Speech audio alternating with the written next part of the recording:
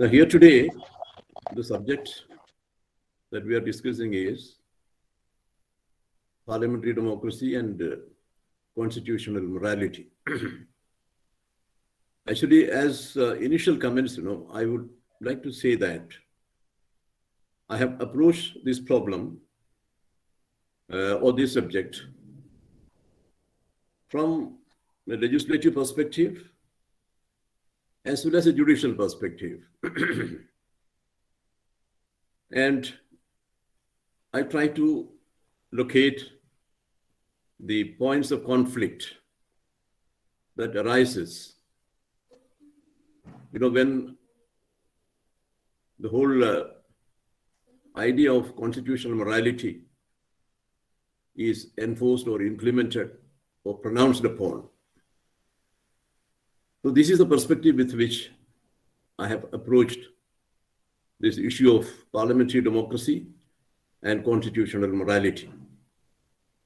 Now, I must also say that before I begin my presentation, that I will speak for about maybe 40 minutes or something, if that is okay, because that is what I was given to understand in the beginning by Mr. Arun Kumar. And then after that, certainly I would welcome questions. And I would also welcome questions on some of the propositions which I'll be making in my presentation. So with these a few words as an initial comment, I would proceed to make my presentation on this subject. The Constitution of India provides for a parliamentary system of government in which Parliament occupies the pivotal position in the scheme of governance. The Constitution envisages Parliament as the supreme legislative body which legislates for the whole country. But Parliament is not a mere lawmaking body. Indian democracy is a representative democracy in the sense that the citizens elect their representatives and send them to Parliament who govern on their behalf. Thus, Parliament is the highest representative body of the citizens, and it represents the sovereign will of the people. The Constitution of India, which is the largest written constitution in the world, with 395 articles and 12 schedules and innumerable clauses and subclauses, lays out in great detail the scheme and structure of governance of the country. Under this scheme, there is a Council of Ministers in whom the whole executive power of the Union is vested and which is directly responsible for the governance of the country. Under Article 75(3) of the Constitution, the Council of Ministers is collectively responsible to the House of the People, which is the directly elected House of Parliament. Now, the collective responsibility implies that the Council of Ministers can remain in office only so long as it has a support, majority support of the House of the People. Accountability is the essence of Indian parliamentary democratic system. The Constitution lays out in some detail the system by which Parliament ensures the accountability of the executive. Now, the subject we are discussing today is parliamentary democracy and the constitutional morality. The concept of constitutional morality is still, I understand, at a nascent stage of its development.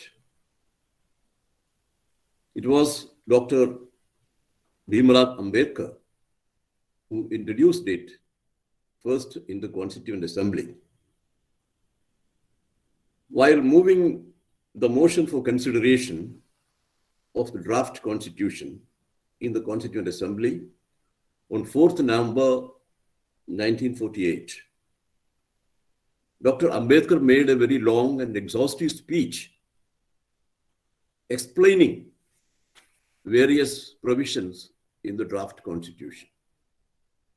While referring to the criticism aired by many members of the assembly that the draft contains unnecessary details about the administrative structure which should have been properly dealt with by the law,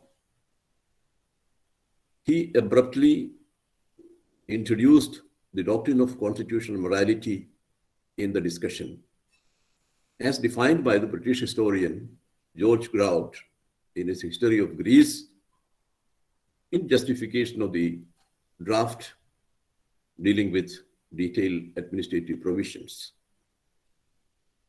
When we discuss the essence of the doctrine of constitutional morality, the context in which Dr. Ambedkar introduced it is very important. Grout's fundamental proposition is paramount reverence for the forms of the Constitution and enforcement of obedience to authority, acting under and within these forms. These are very important words. At the same time, Grout underlines the importance of open speech and what he calls unrestrained censure of those authorities as to all their public acts. He also emphasizes the need for every citizen to hold the conviction that the forms of the Constitution are sacred.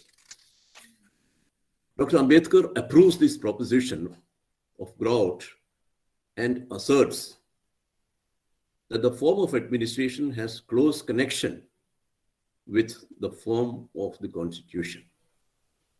Grout had suggested that the indispensable condition of a free government is the diffusion of constitutional morality among the community as a whole.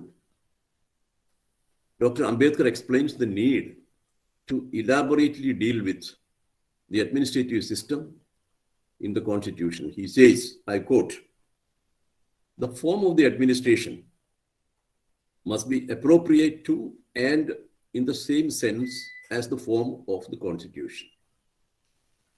It is only when people are saturated with constitutional morality, such as the one described by Grout, the historian, that one can take the risk of omitting from the Constitution details of administration and leaving it for the legislature to prescribe them."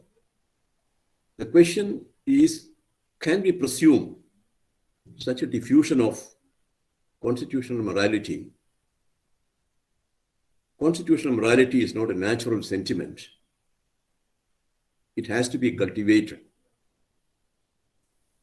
We must realize that our people have yet to learn it. Democracy in India is only a top dressing on an Indian soil, which is essentially democratic. Mark these words of Dr. Ambedkar. Unquote. Now, Dr. Ambedkar did not invoke this doctrine in any other context during his long speech. His emphasis was on total allegiance to the form of the Constitution and the authority, and did not approve of any kind of revolutionary change. He was totally opposed to violent or peaceful revolution. Even Gandhi's non-cooperation movement, which was non-violent, was severely criticized by him. In fact, he called it a grammar of anarchy. According to him, constitutional morality implied a harmonious resolution of conflicts between the rulers and the ruled. The weakness or inadequacy of this position is that it ignores the reality of an oppressive state and its oppressive methods and large-scale victimization of its citizens. The state has armed itself with draconian laws which take away the freedom of citizens and consign them to long years of imprisonment. So the propositions put forth by Grout and approvingly restated by Dr. Ambedkar, namely absolute allegiance to the forms of the Constitution and the authority it creates,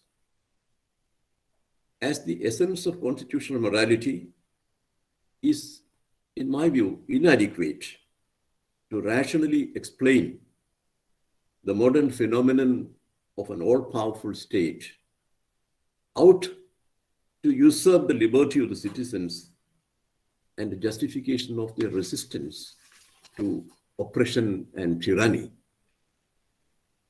Now, the doctrine of constitutional morality has undergone changes in terms of its essentials, and in that sense, it has moved away from Grout's position.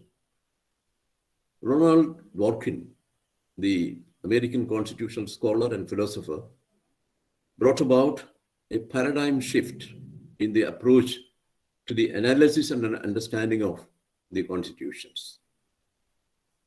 He says that the constitutional law needs to be changed from a rule of law paradigm to morality-based paradigm.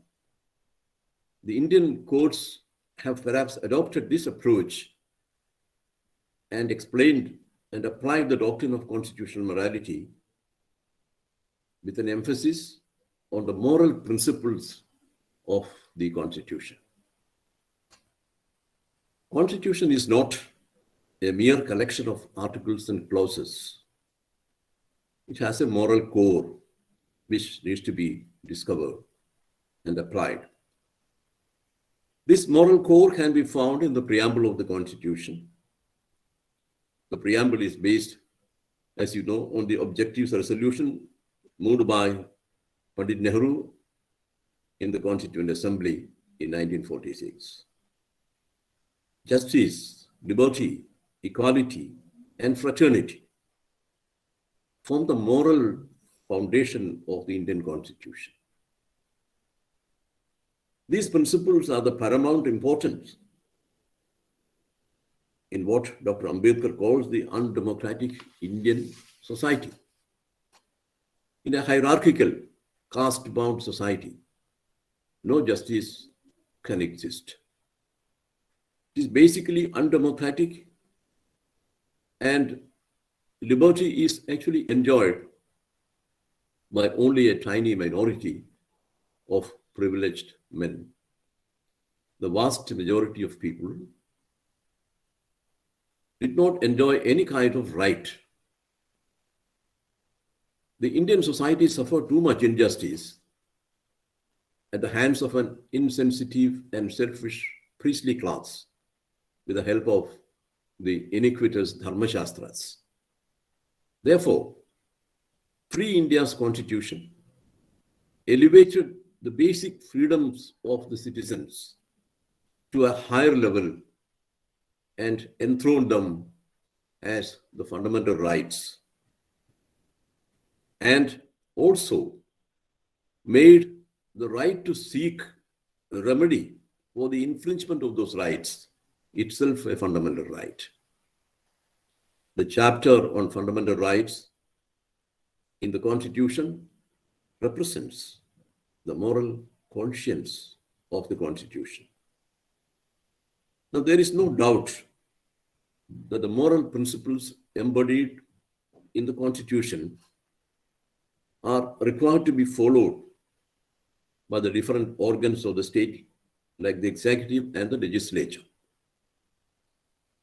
Though lawmaking is done by the legislature, the executive plays a big role in it. It is the executive which brings up the legislative proposals before the legislatures and pilots it. A close look at the laws made by Parliament during the past 2 years would show that some of them are plainly unconstitutional. The executive has not cared to ensure that the legislative proposals it brings before the Parliament are made to conform to the constitutional principles. An example is the Citizenship Amendment Bill.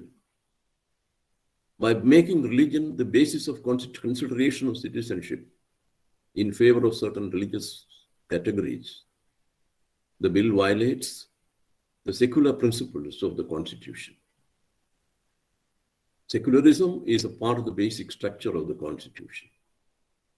Similarly, the bill to downgrade the state of Jammu and Kashmir has no constitutional validity.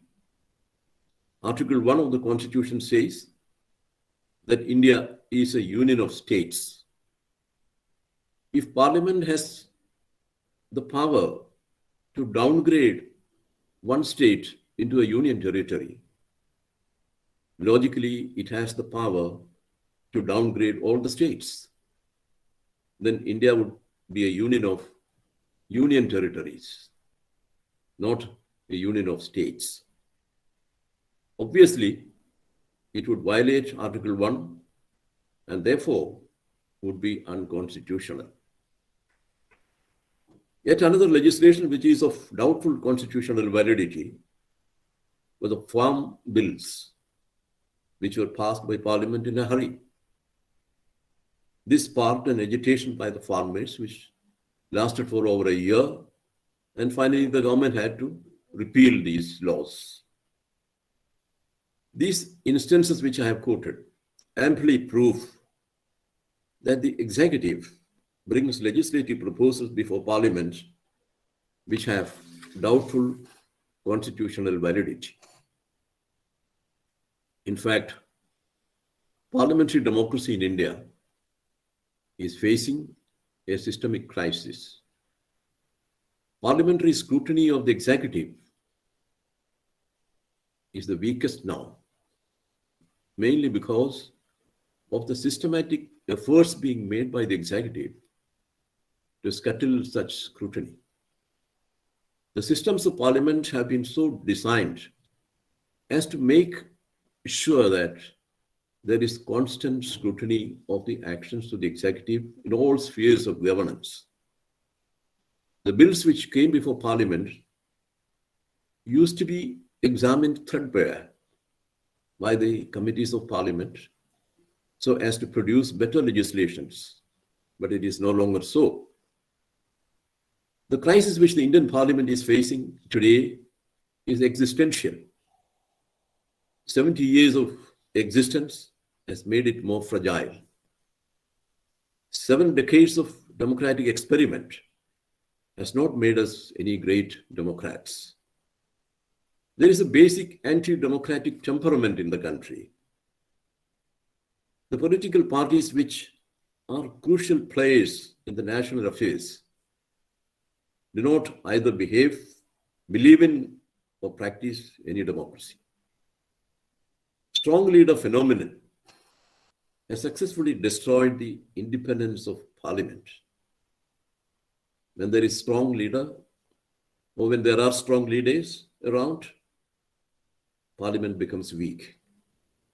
The Indian Parliament is controlled by the majority phenomenon. Therefore, it is not capable of independent thinking. There is nothing like an opinion of Parliament as an institution. It is always a majority opinion. The members of Parliament do not in fact make law. They merely approve the law drafted by the government's draftsmen. When a system is decaying, it is not possible to have paramount reverence for it. Grout envisages unrestrained censure, quote unquote, of the authorities.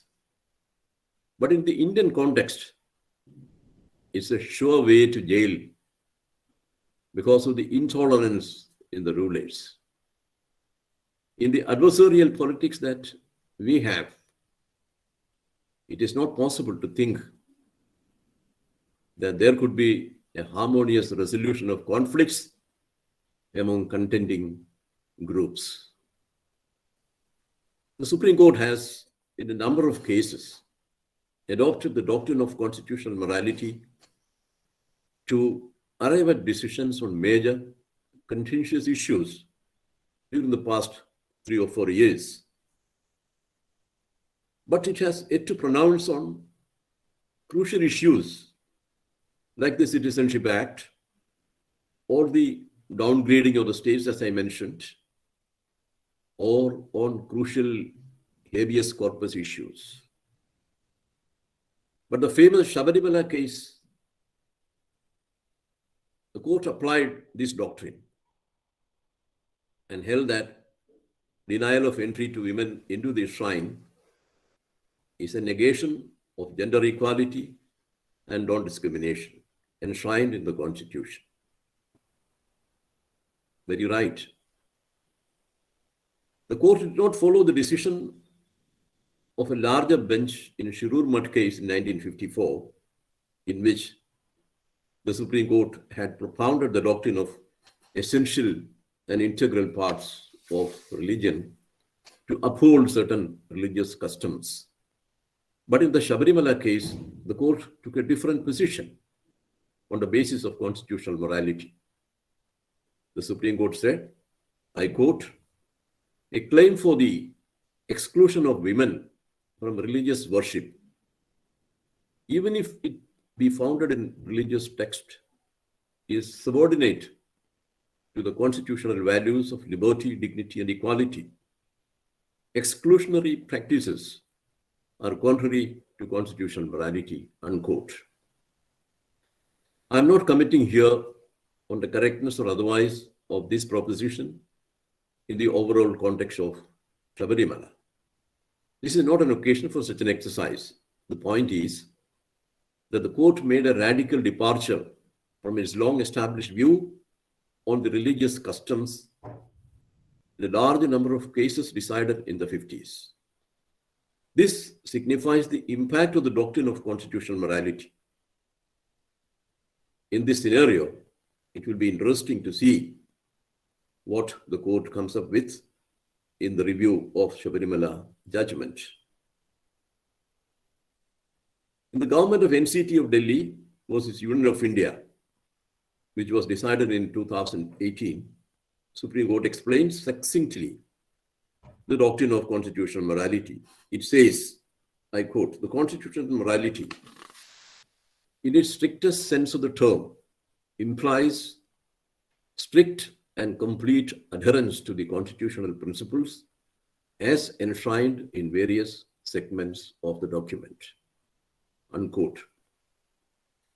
This case involved a conflict between the government of Delhi and the Lieutenant Governor, who is empowered to refer to the President any matter on which differences arise between him and the Council of Ministers. The court advises the Lieutenant Governor to be guided by the concept of constitutional morality and the principle of constitutionalism. In this case, the Supreme Court observed as follows.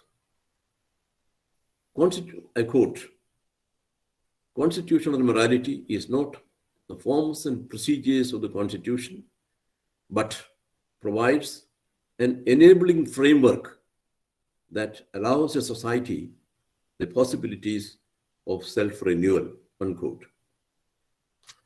In the case of Navtej Singh Johar, the Supreme Court counterposes constitutional morality against popular morality.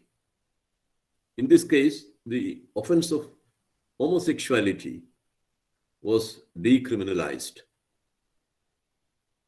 The position taken by the court in this case is that the courts must not be remotely guided by majoritarian view or popular perception.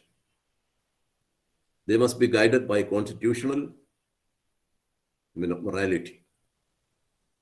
The court has made some interesting observations about the amplitude of the concept of constitutional morality, which are very instructive. I quote, "The concept of constitutional morality is not limited to the mere observance of the core principles of constitutionalism, as the magnitude and sweep of constitutional morality is not confined to the provisions and literal text which a constitution contains. Rather, it embraces within itself virtues of a wide magnitude, such as that of ushering in a pluralistic and inclusive society." Unquote. But it is very surprising that in the Ayodhya judgment, the court manifestly refrained from applying the above principles of constitutional morality. The court held that faith of the people is a guiding factor in determining such issues. But I leave it at that. It is unexceptionable that the moral dimension of laws should be given the place of primacy while interpreting statutes made by the legislature. The fusion of moral philosophy and constitutional law is in keeping with the needs of a changing society.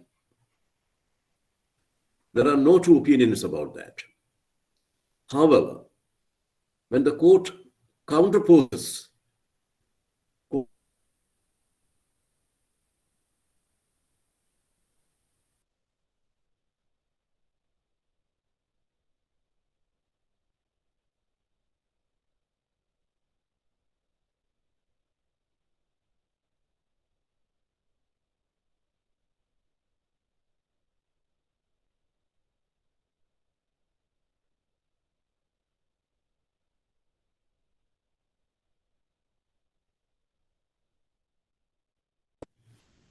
circumstances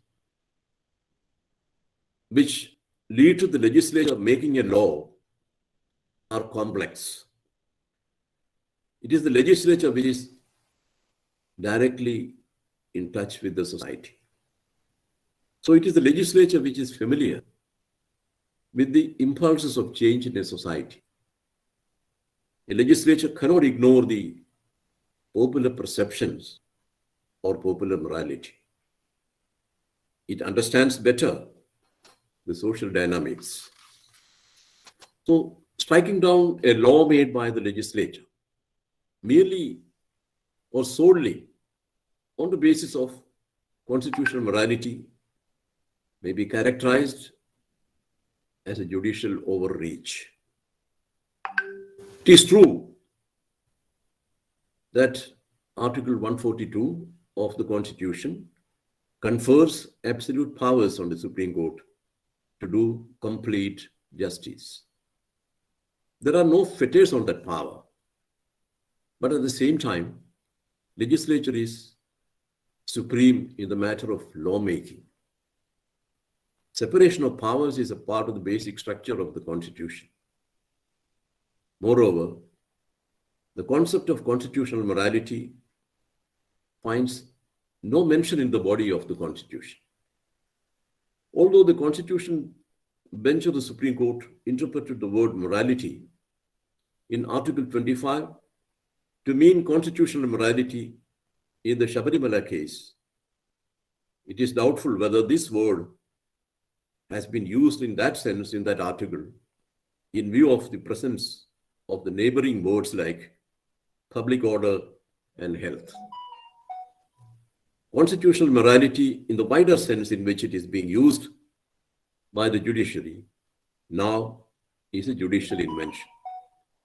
So when the court makes pronouncements from the high seat of power about undefined or untested doctrines or concepts, a certain imbalance can occur in the symmetries of the interrelationship among the coordinate organs of the state. New doctrines or theories propounded by the benches, often couched in inscrutable phraseology, could cause enormous difficulties in understanding their real meaning. Democratic legislature has great legitimacy and has a strong moral foundation. The constitutional provisions as well as the legal architecture provide a strong moral framework to the legislature. A closer examination of those provisions would reveal the great care bestowed by the framers of the Constitution on maintaining the integrity of the legislature as the highest representative body of the people. Article 102 declares what disqualifies a person from being chosen as and also for being a member of parliament. The first ground of disqualification is office of profit under the government. The object of this provision is to not allow a person who is holding an office of profit under the government to enter parliament, and also to prevent members from holding an office of profit under the government. The Constitution wants the members of parliament to be absolutely free from any kind of obligation towards the government by accepting an office of profit which gives them pecuniary benefits. Accepting an office of profit from the government will compromise their impartiality, hence this prohibition. Another ground for disqualification is undischarged insolvency. The object of this provision is very clear. If a person is unable to discharge his debt and remain an undischarged insolvent, he is prohibited from standing for election. And if a person becomes undischarged insolvent after becoming a member of parliament, he loses his seat in the House. Representation of People Act 1951 also provides for disqualification on various other grounds. Some of those grounds mentioned in the Act are conviction for offenses like promoting enmity between different groups on grounds of religion, caste, language, and so on, rape, creating or promoting enmity, hatred, or ill will between different classes of people in any place of worship, practice of untouchability, offenses under Foreign Exchange Regulation Act, and a host of other offenses. Further, a person convicted of any offense which carries a punishment of imprisonment for not less than 2 years is also disqualified.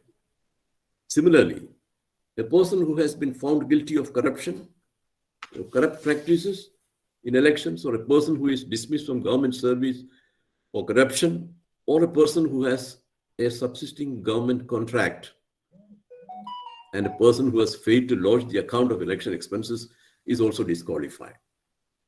The RP Act 1951 also lists the corrupt practices which will be grounds for invalidating election.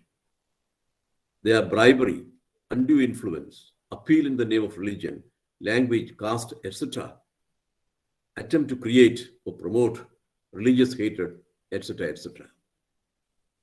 These elaborate legal provisions relating to the elections to parliament and the state legislatures amply demonstrate the intention of the constitution makers to ensure absolute integrity of those who enter the Indian legislature. The constitution and the laws have thus created a strong moral and ethical foundation for the legislature. In fact, as Dr. Ambedkar discovered the constitutional morality in the Constitution, we can also discover the legislative morality in the constitutional and legal provisions. Legislative morality should mean the moral commitment on the part of the legislature and the executive to conduct the legislature in accordance with the rules and the Constitution. The executive should always be guided by the conviction that the Treasury and the opposition are the two wheels of parliamentary democracy. If one wheel is weak or damaged, the cart cannot move. The executive should also ensure that the opposition, no matter what the number it has enough say in the House. The executive should also realize that the views of the opposition is important. Adverse views will always help the Treasury course correct. They should never try to bypass the rules of the House, because these rules have been framed on the basis of experience gained over centuries by the mother of parliaments. By bypassing the rules, the executive will only harm itself and create embarrassing situations. We have seen that in the case of the now repealed farm bills. Above all, the Treasury should realize the fact that they have a greater responsibility to run the House, and therefore it is in their own interest to accommodate the views of the opposition. This, in a nutshell, is what I would call legislative morality. To consider the opposition in a parliamentary democratic system as enemies is to demonstrate one's lack of faith in democracy and its culture. Therefore, the Treasury should double down on its commitment to preserve and protect the sanctity of the legislature and its institutions. Before I conclude this presentation, I would just make a brief comment on the judicial overreach in the affairs of the legislature. This happens more in the state legislatures. Article 122 and 212 prohibit the court from interfering in the internal affairs of the legislature. Presently, the Supreme Court is considering a case of suspension of members of the Maharashtra Legislative Assembly. Earlier, the Delhi High Court had heard cases on the working of legislative committees practically every week. The result is that the systems of legislature, which perform the crucial task of scrutinizing the government, comes to a halt, which hobbles the legislature. If the judiciary gets into the legislature and starts looking into everything that the legislature does, it would obviously hamper the working of the legislature. It would seriously upset the balance that exists in the mutual relationship of the three organs of the state. Therefore, it is advisable that the judiciary should remain conscious of the principles of constitutional morality, which in their broad sweep, as they have said, include separation of powers, which is a part of the basic structure propounded by the Supreme Court in the Keshavananda Bharati case. To conclude, applying the moral principles of the Constitution to issues can be regarded as a legitimate judicial approach in doing complete justice. But the judiciary cannot allow itself to be accused of ignoring the legitimacy of the legislature's role in the lawmaking based on its own perceptions of the societal needs. Judiciousness is what the society expects from the judiciary, not the judicial overreach. The learned Attorney General of India, Sri K. K. Venugopal, said the other day that constitutional morality is a dangerous doctrine. This may be a maximalist and perhaps an alarmist view, but the overzealous application of this doctrine causes concern, especially in view of the inconsistencies seen in the Supreme Court decisions in the past on certain issues affecting the freedom of citizens, the federal structure, and the secular foundation of the Republic. Thank you.